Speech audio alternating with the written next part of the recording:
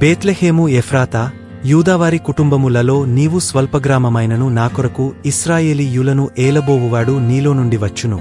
పురాతన కాలము మొదలుకొని శాశ్వత కాలము ఆయన ప్రత్యక్ష మగుచుండెను. ఏలయనగా మనకు శిశువు పుట్టెను, మనకు కుమారుడు అనుగ్రహింపబడెను, ఆయన భుజము మీద రాజ్యభారముండును. ఆశ్చర్యకరుడు, ఆలోచనకర్త, బలవంతుడైన దేవుడు, నిత్యుడగు తండ్రి, సమాధానకర్తయగు అధిపతి అని అతనికి పేరు పెట్టబడును అని ప్రభువు తన ప్రవక్త ద్వారా పలికిన మాట నెరవేరునట్లు ఇదంతయు జరిగెను. ఇమ్మానుయేలను పేరునకు భాషాంతరమున దేవుడు మనకు తోడని అర్థము.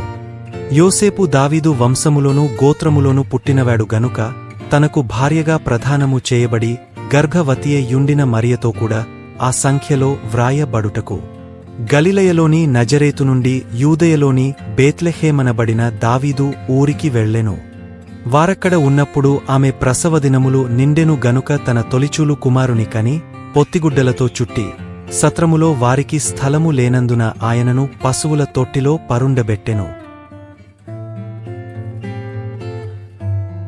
రాజైన హేరోదు దినములయందు యూదయ దేశపు బేత్లెహేములో యేసు పుట్టిన పిమ్మట ఇదిగో తూర్పు దేశపు జ్ఞానులు యెరూషలేమునకు వచ్చి ఆ దేశములో కొందరు గొవ్యల కాపరులు పొలములో ఉండి రాత్రివేళ తమ మందను కాచుకును చుండగా అయితే ఆ దూత భయపడకుడి, ఇదిగో ప్రజలందరికిని కలుగబోవు మహా సంతోషకరమైన సువర్తమానము నేను మీకు తెలియజేయుచున్నాను.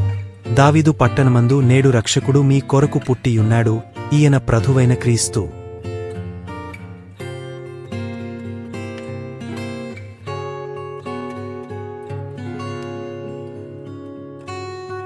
వెంటనే పరలోక సైన్య సమూహము ఆ దూతతో కూడనుండి సర్వోన్నతమైన స్థలములలో దేవునికి మహిమయు ఆయన కిష్టులైన మనుష్యులకు భూమిమీద సమాధానమును కలుగునుగాక అని దేవుని స్తోత్రము చేయుచుండెను.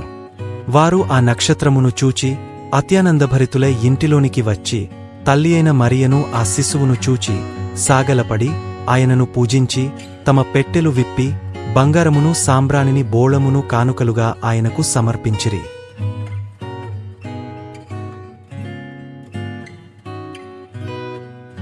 ఆ వాక్యము శరీరధారియే కృపాసత్య సంపూర్ణుడుగా మనమధ్య నివసించెను. తండ్రి వలన కలిగిన అద్వితీయకుమారుని మహిమవలే మనము ఆయన మహిమను కనుగొంటిమి.